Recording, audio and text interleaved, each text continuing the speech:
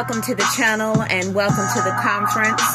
All honor, glory, and praise be to our one and only Lord and Savior Jesus Christ. Well, on today's episode, I'm going to be further elaborating with you and speaking with you regarding workplace antics and how to always keep yourself covered, always know your surroundings, and always know what is going on around you. So stay tuned if you need more advice and more help, aid, and assistance as you maneuver your way throughout demonic workplaces.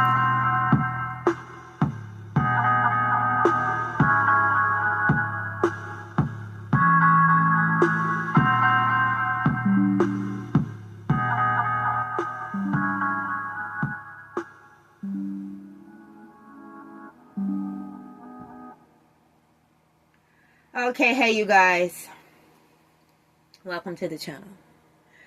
I feel like that it is very important that with any environment that you enter, that you get a feel of the place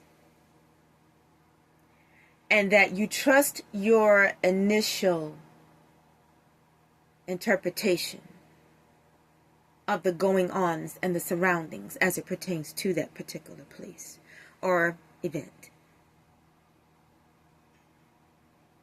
A lot of companies, they hold events, banquets perhaps, I don't know.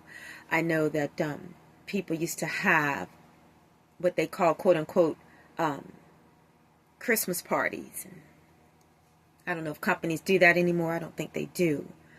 But, of course, the workers that attended, I believe they would dress up, and especially if it was like a professional conservative type of business, and they would hold company Christmas parties, and people would dress up and come there, and, there would be dancing and all of that, I believe. But it's very important that when you enter any type of gathering where there is a mixture of different people from all walks of life, that you don't allow the excitement and the joy of the festivities at hand to blind you as to the character and perhaps even the hidden motives of the people that are around you. Meaning, don't ever allow what you see to overshadow what you know or what you perceive. This world is set up to distract you. And a lot of times, judging things by sight can be a distraction to what you know by way of your own gut feeling and intellect. Basically, I'm saying when you know a thing to be a thing, it is that thing. When you know who someone is, then you know who they are. When you know who someone is, then you know who they are not. And as you travel about inside of these institutions that a lot of people spend the majority of their lives in, most people, I believe, they spend more time in the workplaces than they do at their own homes. So it's very important that you know what's going on around you and that you don't allow yourselves to get sucked into and to get emotionally attached to something that, number one, does not belong to you, and number two, is not for you. And not for you, I'm not saying not for you as to serve as a benefit, but I'm saying not in support of you as it pertains to moral support or even genuine love and care. There's no such thing as love in the workplace as it pertains to a business and the affiliates of that business. It's a place of business. Now, I will say that years ago, perhaps, when you had people in positions of power or a few people that had integrity and were morally upright people, they owned the business or they worked for the business. They had a genuine care for people. So, there were actually companies that would provide large bags of Christmas toys. Well, I'll just say large bags of toys. Father, forgive me. I'm going to put the label of Christmas on there because Christmas is the celebration of Christ's birth is not about toys or merchandise. So forgive me for that usage. I will word it like this. They would provide a big bag of toys for the children of the people that worked at their companies. But long gone are those days where you had people that had a heart that operated corporations and companies. Now everything is just about the money and the greed. And people thinking that money is something that is not, when it's really just a man-made tool. But it can make people feel like they are somebody because people equate money with power. And the only reason why money is equated with power in this world is because this world is built on the foundation, the structure of this world, the matrix of this world is built on the structure of a money system. So therefore things can get done by way of the utilization and the pushing and maneuvering of monies. So this, in fact, has given people that have a large accumulation of it the mindset to think, oh, well, we have all this power because we have all this money, because the world operates on a money system. If the world did not operate on a money system, the people that feel that they have all the power by way of the accumulation or the massive amount of money that they have would not have that power. But because we live in a world that is constructed on a money system, you have to play the game to know the game, to defeat the game. And in order to defeat the game, you have to become the game. And when you become the game, you are the game. So when you are the game, you know the game. And you can have the intellect to manipulate the game and not allow the game to take you out, but you take it out and overcome it instead. So now you are a game overcomer because you are the game. It's kind of like when you could tie it into a biblical sense where you are considered, those in Christ Jesus are considered world overcomers. But it is only because Christ overcame the world, and you being in Christ and Christ being in you, that you overcome the world. So in overcoming the world, that means that Christ has given you his power and his authority to overcome that which would have otherwise had power and authority over you, which is this world system, which is based upon the desires of Satan, who is the God, lowercase g, of this world. So how is it that you overcome this world? Because in overcoming the world, you've already overcome the workplace. Because you know that Jesus has all power in his hand. And you know that nothing happens and transpires without his permission from the realm of the spiritual. See, there are two opposing forces that are at war in this world. And it is good versus evil, holiness versus wickedness. It is goodness that will triumph. It is holiness that has triumphed. It is evil that has been debilitated. It is wickedness that has been debilitated. But if you allow the devil to deceive you and make you think that he has all power in his hands, then you will walk around as if you are defeated and have no power when you do. See, the truth, the light of truth is your power. It is when you shine light on things that people want hidden and concealed. It is when you reveal that you're exercising your power. Because you must understand one thing about Satan. He always does his dirt in the darkness, in the shadows. And he always has key players. And he has different levels of key players. Just as there are different levels there are different, oh gosh, what's the word I'm looking for? I can't find the word that I'm looking for. There are different chain of events that you have to go through, different levels, different groups of people that you have to go through. Let's just say if you wanted to file a complaint, there's a chain of command. I think that's what I'm trying to say. So you've got your people at the top that actually own the company, which are the CEOs. And then you've got the people under them that are supposed to be running the company. And then you've got a group of people under them that are supposed to be running the company. And then you've got another group of people under them that are supposed to be running the company. And the CEOs trust everybody under them that they are doing what they're supposed to be doing. But sometimes there are people in that chain of command that are not doing what they're supposed to be doing. They are abusing power, and not only that, but they are abusing people too. But the people at the top, the CEOs, the ones that don't have to come into the establishment and run around and work, or whatever your case may be, sit at the desk and work, they don't know what's going on. And the reason why they don't know what's going on is because there's no level of communication to them, directly to them, from those that are being mistreated. Because there's a chain of command that people want you to go through in order to let people know what's really going on in their companies, behind their backs. How people are really being treated in there. I'm not saying that they have a genuine care or that they care at all.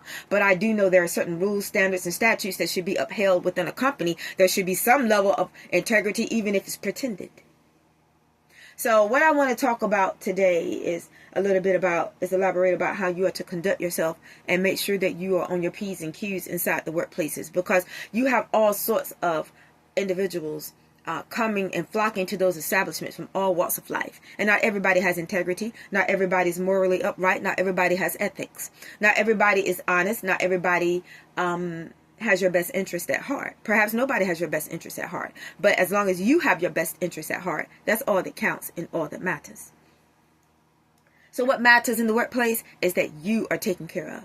And what matters in the workplace is that if there is anybody in there that is looking out for your greater good, that those people, that person, or those group of individuals are being taken care of as well. It's very important that if people are looking out for you, that you look out for them as well. A lot of people may argue that and say, "Oh no, I'm just looking out for myself." Da da da. But I come from the school of thought. Whoever has my back, I have theirs. That's only right and fair in the game of life. You can't just be a taker and not a giver. You can't allow people to pour into you and you never pour into them. That's like if it was a relationship type thing. You can't just have somebody pour into a relationship and then the other party doesn't invest anything. That could be a friendship. You can't allow somebody else to just pour into the friendship and nobody else pours into it. It could be business partners who are not friends, but they still have one another's back because they have a equal investment. You know, this person invested a certain amount of money and so did that one. So they have to work together in order to have the whole establishment benefit them. You know, a kingdom divided shall not stand. So anyway, that's how I feel about it. Nobody has to agree with me, but I know I'm right.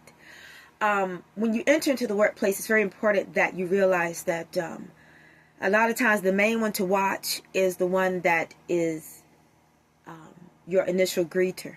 Not every time, but the one that wants to put you up on everything as it pertains to what's going on in the company, whether if it be a good or bad, that's the one to watch.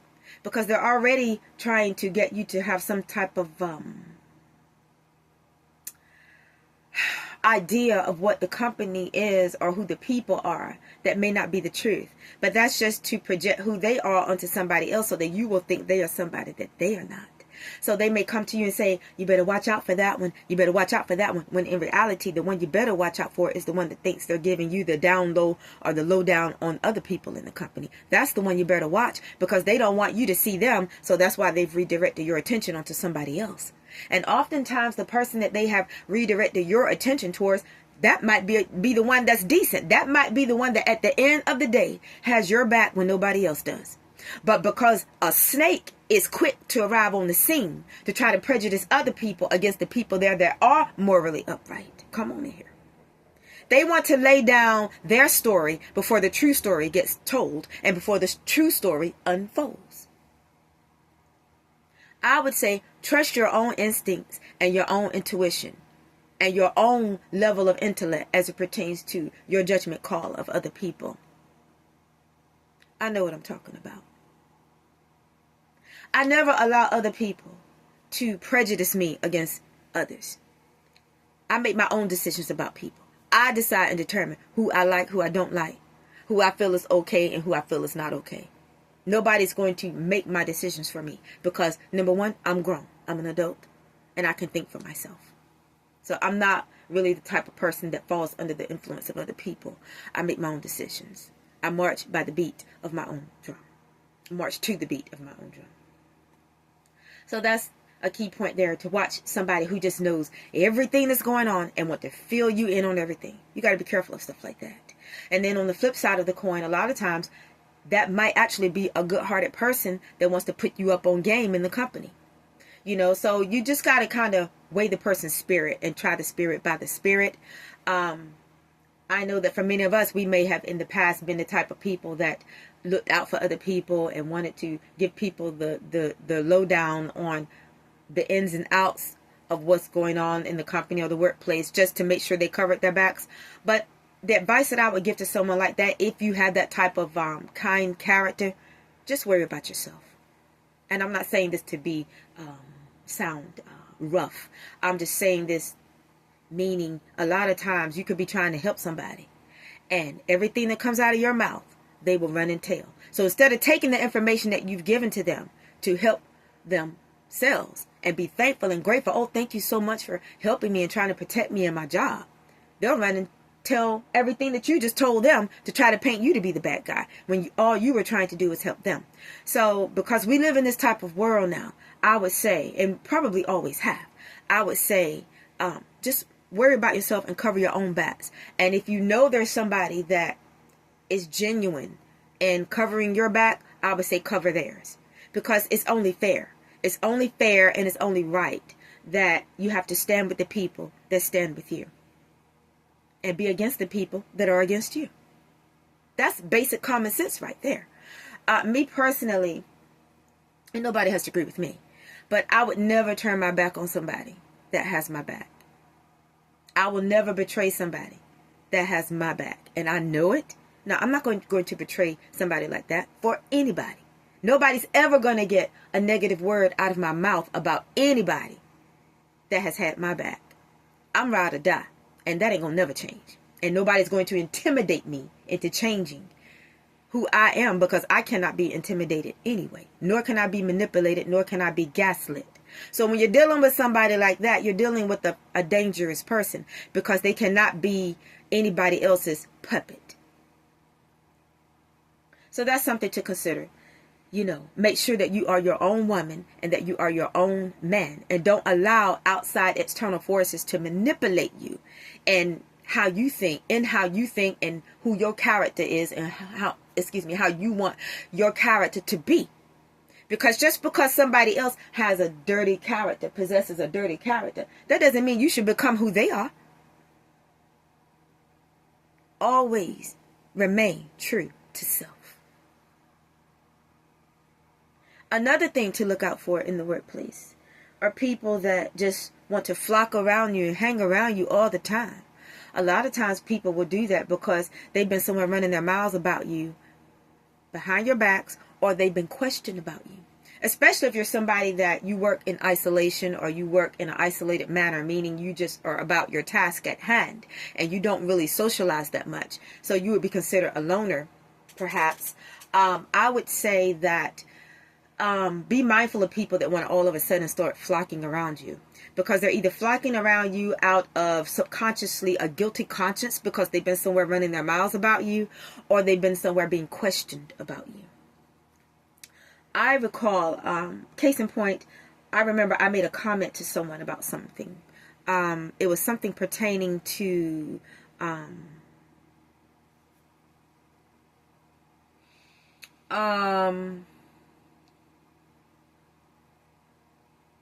there was a situation where I had spoken something to somebody about, it's nothing like big or major, but I told someone that there was a number of spiders inside of an establishment. And so, I don't know if I was telling the person to be careful or whatever. And, of course, that's nothing that, I would consider personal or anything like that. But, of course, the person conveyed the information to somebody else, and then they conveyed the information to somebody else that there were spiders inside of the establishment. And it is my understanding that the matter at hand was taken care of. But the reason why I'm sharing that is because my point is this.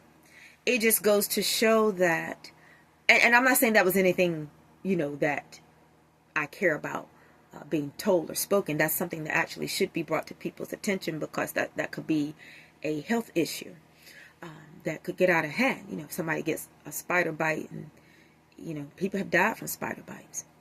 But my point is this. Do you see how quickly people will go and convey information that comes out of your mouth? Now, I'm not saying that the person did anything wrong. I'm not, and of course I know I didn't say anything wrong, but I'm just saying people talk. So in the workplace, even something that simple, just be mindful that the people that you may speak to just briefly or in passing, they also talk to other people inside the workplace. So let's just say you got John Doe here, and John Doe said, I just bought a beach house and some property on the beach. And he told his friend in the workplace.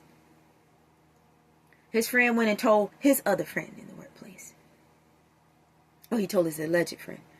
And his friend went and told his friend in the workplace. And then That friend went and told that friend in the workplace. And then that friend went and told somebody that didn't like the guy that just purchased the beachfront property. I think that's how you call it. Or the beach house. But this person that didn't like the guy that purchased the beachfront property had authority over this person's job position.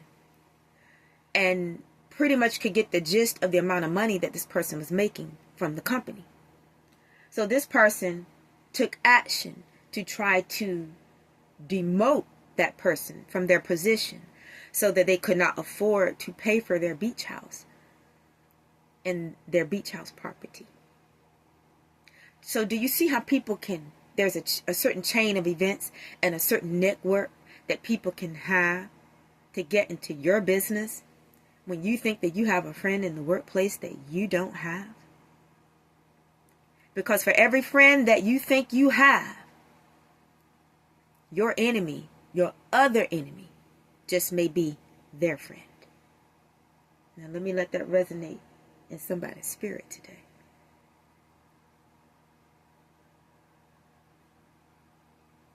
You cannot trust people on these jobs. And if there is somebody that you trust, make sure you are spirit-led. When your spirit agrees with their spirit, then hey, there's an identification there. There's a compatibility there. There's a peace that will come over you when you know that you can trust somebody's spirit. But if you even have 1% of reservation, trust it. It doesn't mean that's not a good person. It just means that you, in your heart, you don't feel comfortable. And if you ever don't feel comfortable with something, trust it. It doesn't mean the person is bad. It doesn't mean that the person is not trustworthy. It just means you need to feel secure with it, with yourself, before you take action. Are you following me? Because let me tell you guys something. There are some good-hearted people out there. But even a dog don't trust somebody that it don't know a lot of times. If you try to approach a strange cat, oftentimes that cat will run away. If you try to approach a strange dog, he may start barking and backing up. Why? Because even in the animal kingdom, they know you don't meet something or somebody and automatically now y'all walking together as if y'all agree. You got to test the waters. You got to try the spirit by the spirit. And you definitely have to do that inside the workplaces. And the main one to watch is that one that you know don't like you, but is grinning up in your face on a daily basis. Every time they see you, they all nice, they all friendly. And you know they don't like you. Why the nice, why the friendly? Especially when you a real one. That's the one to watch. See, there's something about a person being nice and friendly after they have done something dirty that they think is behind your back. It's something that eases, I believe, their conscience about it in a way. They feel like, okay, well, now I can be nice to this person, and maybe that'll ease me from feeling some kind of way about what I just did. I know it's kind of a sick, twisted psychology to it, but it's almost like they think that by being nice to you smooths out the simple fact that they think they just went behind your back and did something dirty to you. Let me let that resonate in your spirit. Because I think there are some people today, you're going to start thinking about the people that were so overly nice to you, whether if they be male or female, only to find out they were conspiring against you the whole time behind your back. You can't trust nobody hardly in the workplace. And the reason why I say hardly is because there are some good people in there. You just better trust your spirit to discern who they are. Because oftentimes they'll be the ones that other people don't like. And the reason why they don't like them is because that person shines as a light on their darkness that exposes them and shows somebody else the way. You got to try the spirit by the spirit. And if folks ain't saved, I know you better not trust them. Only Jesus Christ is the spirit of truth. And only the true children of God are the children of truth. If you are trusting in sinners today, I would say proceed with caution. Because the spirit of Christ, the spirit of Jesus Christ, is not in them.